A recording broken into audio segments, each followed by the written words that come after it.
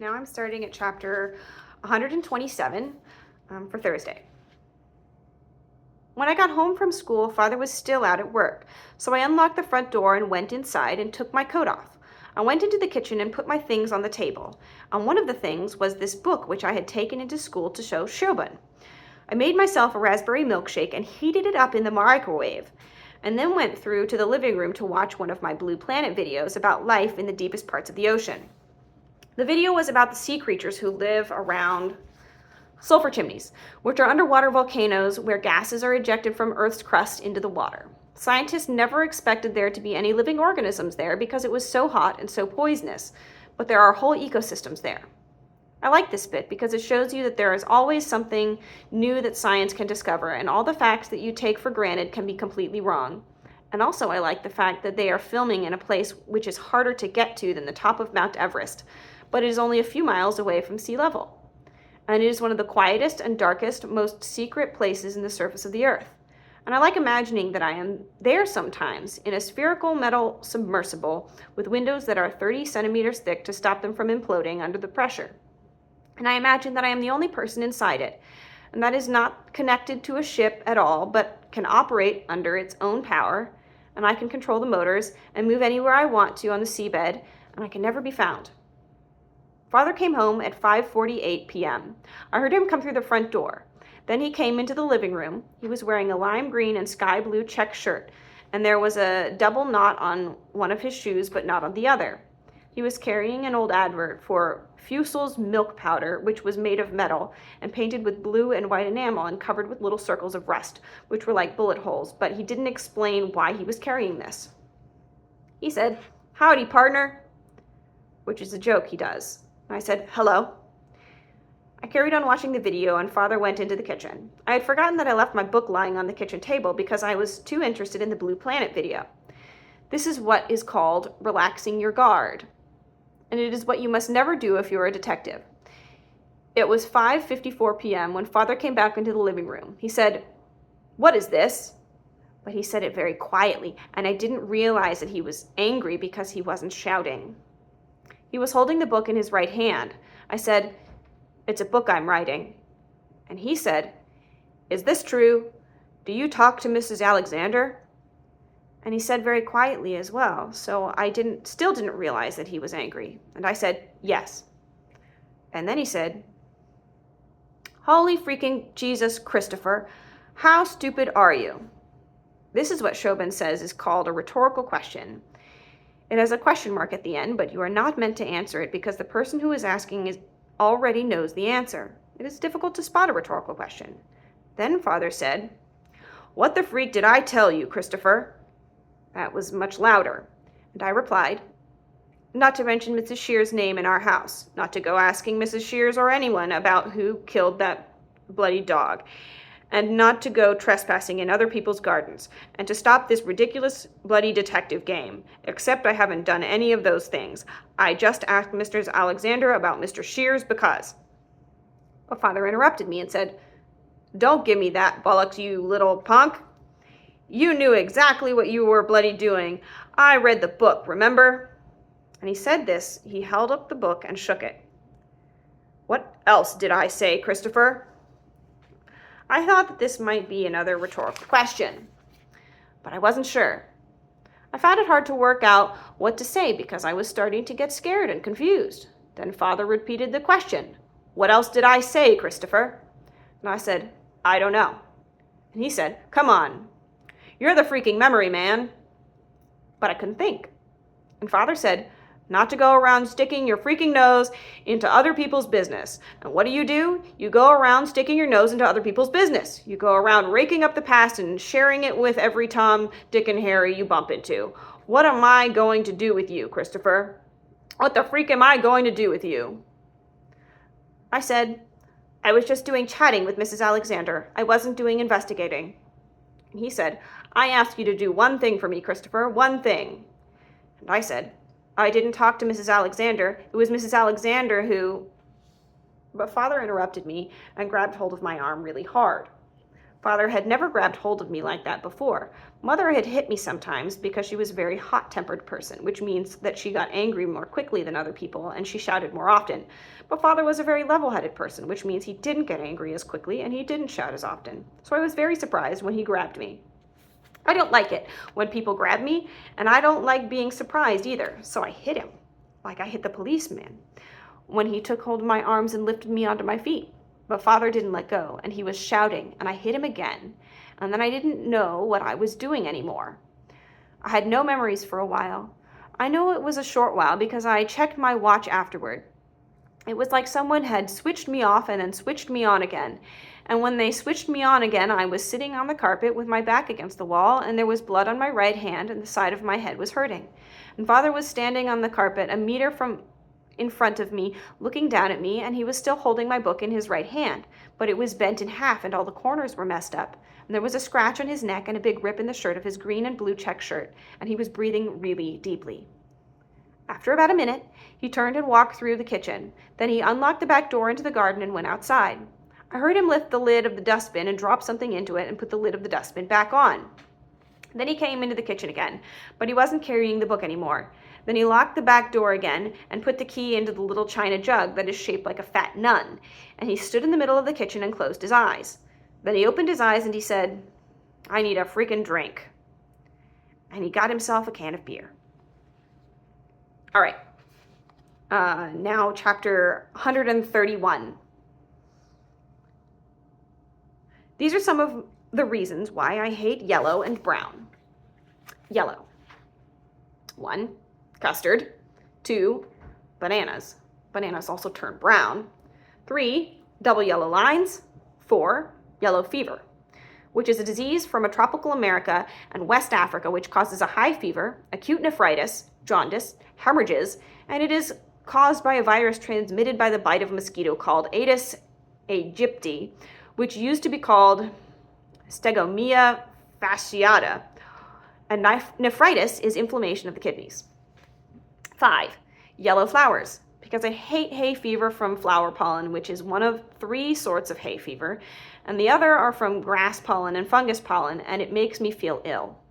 6, sweet corn, because it comes out in your poo and you don't digest it, so you're not really meant to eat it, like grass or leaves. Brown.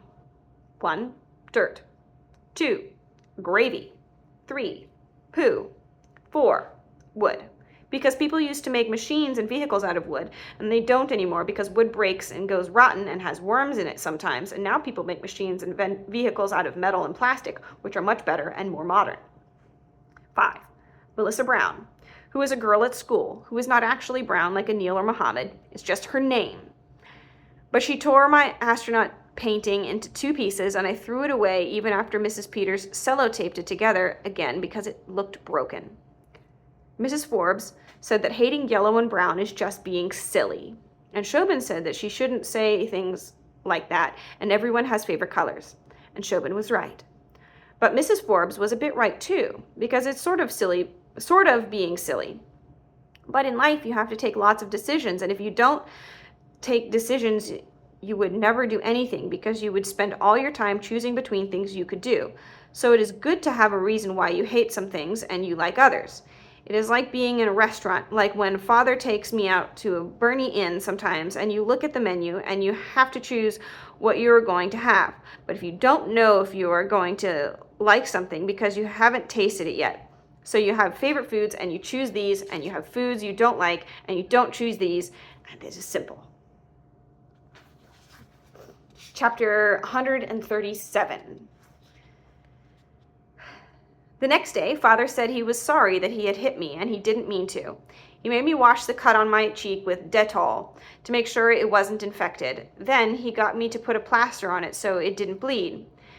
Then, because it was Saturday, he said he was going to take me on an expedition to show me that he was properly sorry, and we were going to Twycross Zoo. He made me some sandwiches and white bread and tomatoes and lettuce and ham and strawberry jam for me to eat because I don't like eating food from places I don't know. And he said it would be okay because there wouldn't be too many people at the zoo because it was a forecast to rain. And I was glad about that because I don't like crowds or people, and I like it when it is raining. So I went and got my waterproof, which is orange. Then we drove to Twycross Zoo. I had never been to Twycross Zoo before, so I didn't have a route worked out in my mind before we got there. So we bought a guidebook from the information center, and then we walked around the whole zoo, and I decided which are my favorite animals. My favorite animals were 1. Randyman, which is the name of the oldest red-faced black spider monkey. Atellus paniscus paniscus, ever kept in captivity.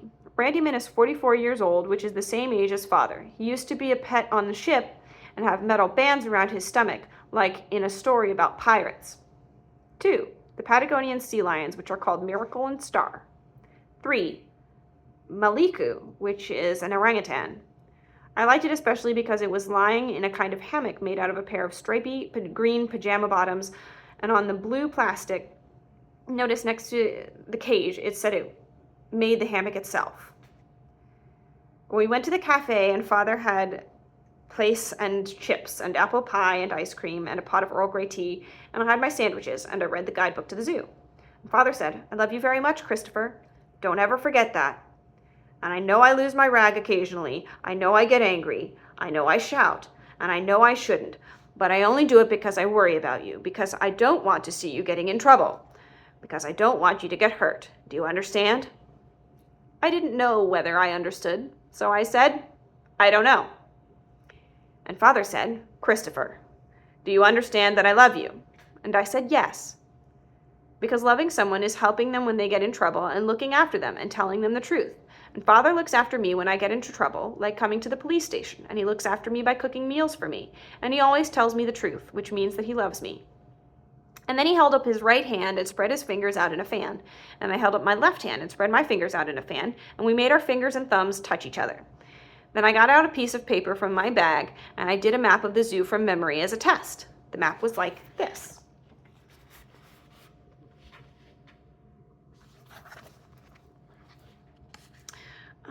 There's a couple of footnotes.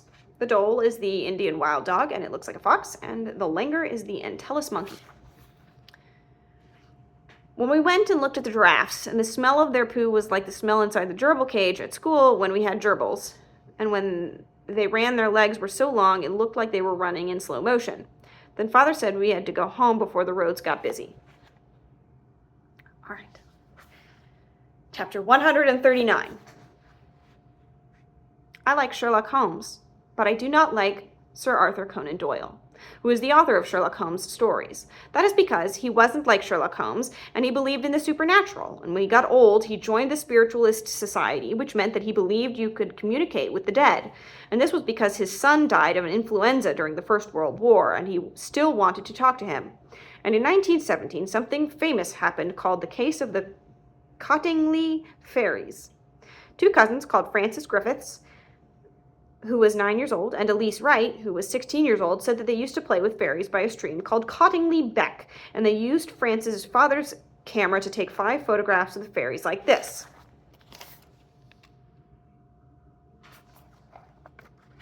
But they weren't real fairies. They were drawings on a piece of paper that they cut out and stood up with pins, because Elise was a really good artist. Harold Snelling, who was an expert in fake photography, said, "These dancing figures are not made of paper nor any fabric. They are not painted on a photographic background. But what gets me the most is that all these figures have moved during the exposure."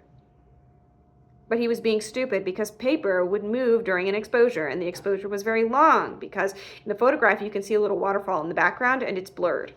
Then Sir Arthur Conan Doyle heard about the pictures, and he said he believed they were real in an article in a magazine called The Strand.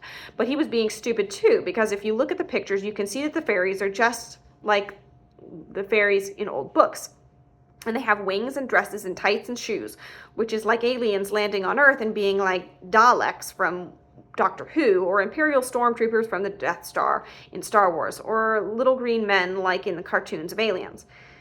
And in 1981, a man called Joe Cooper interviewed Elsie Wright and Francis Griffiths for an article in a magazine called The Unexplained. And Elsie Wright said all 5 photographs had been faked, and Francie Griffiths said 4 had been faked, but 1 was real. And they said Elsie had drawn the fairies from a book called Princess Mary's Gift Book by Arthur Shepperson. And this shows that sometimes people want to be stupid and they do not want to know the truth. And it shows that some things something called Occam's razor is true. And Occam's razor is not a razor that men shave with, but a law. And it says, entia non sunt multiplicanda praeter necessitatem,